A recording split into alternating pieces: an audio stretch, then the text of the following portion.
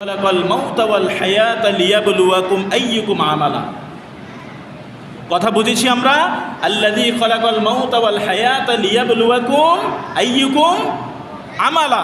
তাহলে আমরা মনে করতাম যে না, নামাজ পড়ার জন্য বলেছেন নামাজ পড়লাম, রোজা রাখার জন্য বলেছেন রোজা রাখলাম, হজ করার জন্য বলেছেন হজ করলাম, কিন্তু আল্লাহ পাক তাআলা আমালের আগে দিয়ে আহসানু শব্দ ব্যবহার করে আমাদেরকে সতর্ক করে দিয়েছেন, বান্দা শুধু নামাজ পড়লে হবে না। আমার বন্ধু যেভাবে বলেছেন সল্লু কামা রাআইতুমুনি উসাল্লি, আমি যেভাবে নামাজ আদায় করেছি তোমরা আমার মতো করে নামাজ আদায় করো। আমি যেভাবে কোরআনে হাকিমের মধ্যে সিয়াম পালন করার জন্য বলেছেন তোমরা আমার মতো করে সিয়াম পালন করো। আমি যেভাবে যেই নিয়মে যাকাত দেওয়ার জন্য বলেছি তোমরা আমার হুকুম মোতাবেক যাকাত দাও। এটা হলো আহসানু। আমরা যখন বাজারে যাই বাজার করার জন্য, মাছ বাজারে আমরা যখন যাই, খুবই কম মানুষ আছে যে চোখ মুখ বন্ধ করে বাজার করে নিয়ে কম মানুষ আছে। যখন মাছ বাজারে যাই আমরা যদি সচেতন হই, তখন আমরা মাছওয়ালাকে জিজ্ঞাসা করি যে এই মাছ কি চাষের না পুকুরের, জিজ্ঞাসা করি না ভাই? কথা জিজ্ঞাসা করি না? তারপরে আমরা আঙ্গুল দিয়ে এইভাবে মাছের মধ্যে একটু কি বলে এটারে গুতা দিয়ে দেখি, ছাপ দিয়ে দেখি যে মাছটা কি তাজা আছে না পচে গেছে, নষ্ট হয়ে গিয়েছে। আবার আমরা কি করি, এইভাবে কান আছে, কানকে একটু আমরা উপরের দিকে তুলে দেখি যে কানের ভিতরে কি আসলে ভালো আছে কিনা, বোঝা যায় কিনা। কেউ যদি হাত নাও দেয়, তারপরেও দোকানদার যিনি আছে তাকে জিজ্ঞাসা করেন যে এই মাছ কি ভালো, আজকের মাছ কিনা, ফ্রিজের মাছ কিনা, যাবতীয় সকল কিছু যাচাই বাছাই করার পরে তারপরে আমরা মাছটা কিনি। আমরা যখন সবজি বাজারে যাই, কোথায় যাই? কথাগুলো আমরা বাজার দিয়ে বুঝালে ওটা আমাদের জন্য গুরুত্বপূর্ণ। আমরা যখন বাজারে যাই তখন আমরা দোকানদারকে বলি যে আমাকে একটা পলিথিন দেন অথবা একটা বল দেন, সেখান থেকে আমরা নিজ হাতে বেছে বেছে আলুগুলা পলিথিনের ভিতরে নিই। অথবা আমরা যদি নিজ হাতে যদি নাও নিই, তারপর আমরা দোকানদারকে বলি যে ভাই ভালো ভালো দেখে আমাদেরকে 1 কেজি আলু দেন, 1 কেজি পটল দেন, 1 কেজি বেগুন দেন, 1 কেজি শসা দেন। বলেন না আপনারা এইভাবে? অনেকে আছে যে দোকানদার দেওয়ার পরে এইভাবে ব্যাগের যে মুখ আছে সেটাকে বেঁধে রাখা হয়, দোকানদার যখন তার হাতে দেয় তখন সে বাঁধটাকে খুলে আবার চেক করে যে দোকানদার ভিতরে পয়সা দিয়েছে কিনা। এভাবে চেক করে না?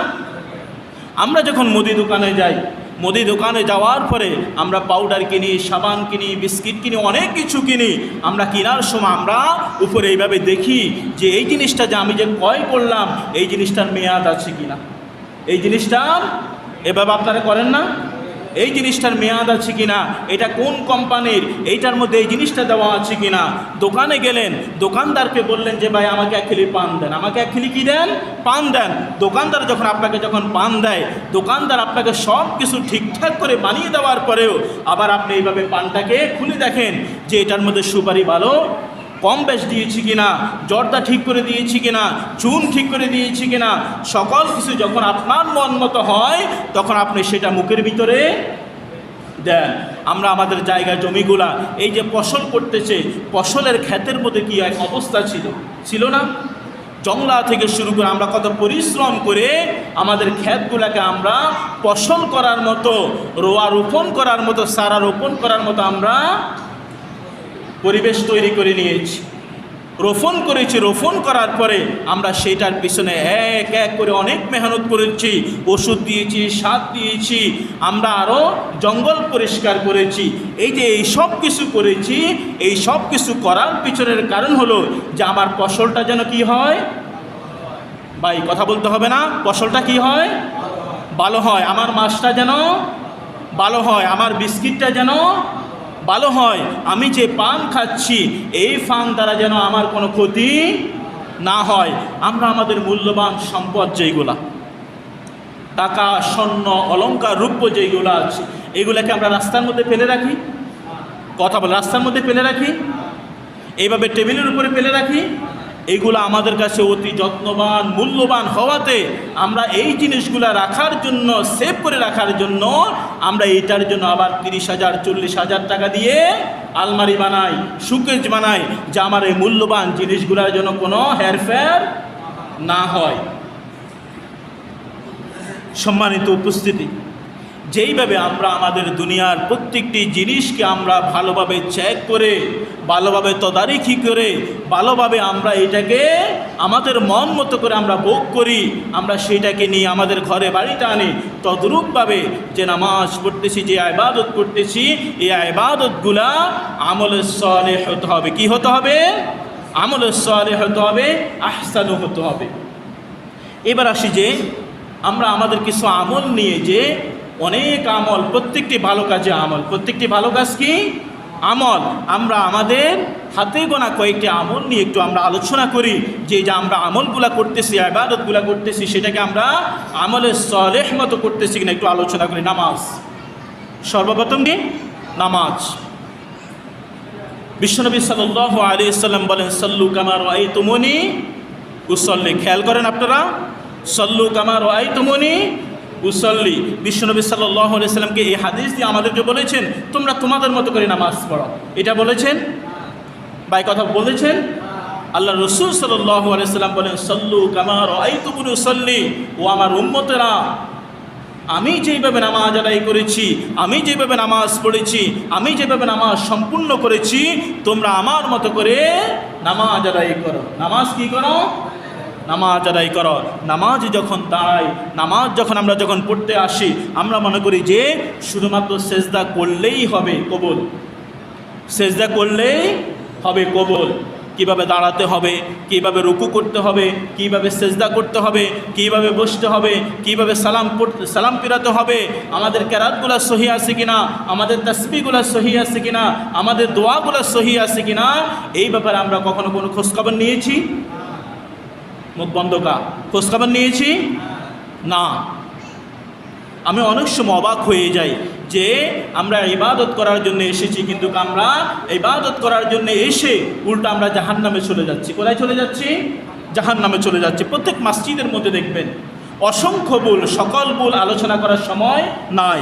অনেক মসজিদের মধ্যে দেখবেন, বিশেষ করে মহিলাদের মধ্যে এই জিনিসটা দেখা যায়।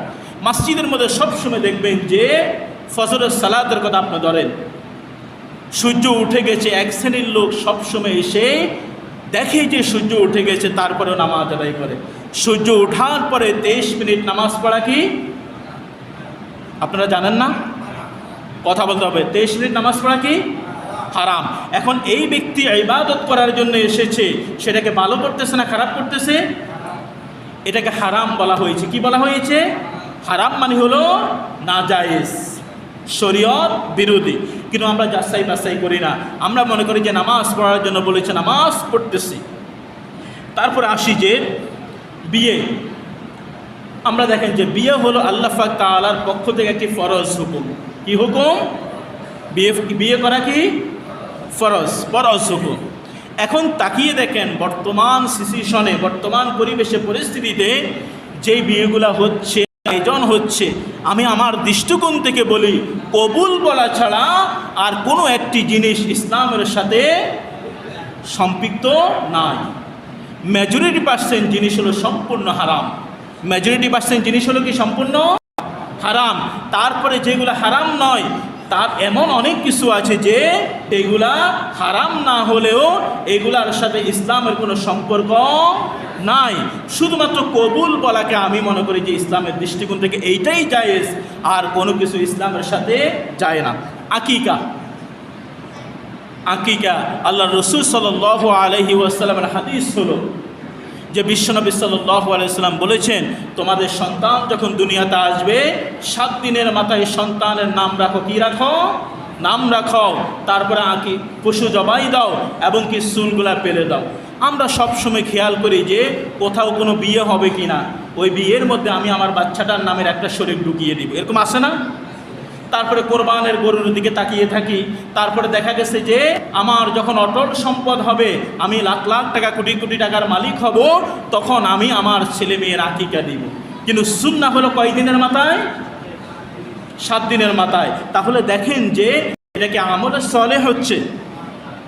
এটা আমলে সালেহ হচ্ছে না। জানাজার নামাজ দেখেন, কোন একজন ব্যক্তি যখন মারা যায়, আমি এই চট্টগ্রাম জেলার ভিতরে দেখেছি, মারা যাওয়ার পরে কবরস্থানে গিয়ে দেখি রসুন, পেঁয়াজ, মসুর ডাল, এইটা সেটা সব কিছু নিয়ে কবরের কাছে হাজির। জানাজার নামাজের মধ্যে দাঁড়িয়ে যেই কথাগুলো বলা হয় ওই কথাগুলো মিথ্যা। ওই কথাগুলো কি মিথ্যা। যে ব্যক্তি নামাজ আদায় করে না ওই ব্যক্তি দুনিয়াতে মানুষের কাছে যতই ভালো হোক আল্লাহ তাআলার কাছে কখনো ভালো হতে পারে না। কিন্তু আমরা জানাজার নামাজের মধ্যে দাঁড়িয়ে স্বীকার করে নিই ভালো আছে কিনা, ভালো আছে কিনা, ভালো আছে কিনা, এটা আমাদেরকে বাধ্য করাই বলতে। এরকম আছে না? চট্টগ্রাম জেলার ভিতরে বেশি আছে। আপনাকে এই অধিকার কে দিয়েছে? আপনাকে এই অধিকার কে দিয়েছে? যে ব্যক্তি নামাজ পড়ে না এই ব্যক্তির মতো খারাপ লোক আর হতেই, কার দৃষ্টিকোণ থেকে? আল্লাহর দৃষ্টিকোণ থেকে। তাহলে দেখেন যে বিয়ে, আকিকা, মুসলমানি, জানাজার নামাজ থেকে শুরু করে আমাদের কোনো কিছুর মধ্যে আমলে সলেহ নাই। যে আমলের মধ্যে আমলে সলেহ থাকবে না ওই আমল যদি কিয়ামত পর্যন্ত যদি করি এটা শুধু আমল হিসাবে গণ্য হবে, কিন্তু আল্লাহ তাআলার কথা মতো তার উপদেশ তার পরামর্শ অনুযায়ী কখনো কবুল হবে না। তাহলে আমরা ছোট করি বড় করি, অধিকাংশ লোক আমল করে না। অধিকাংশ লোক আমল করে না।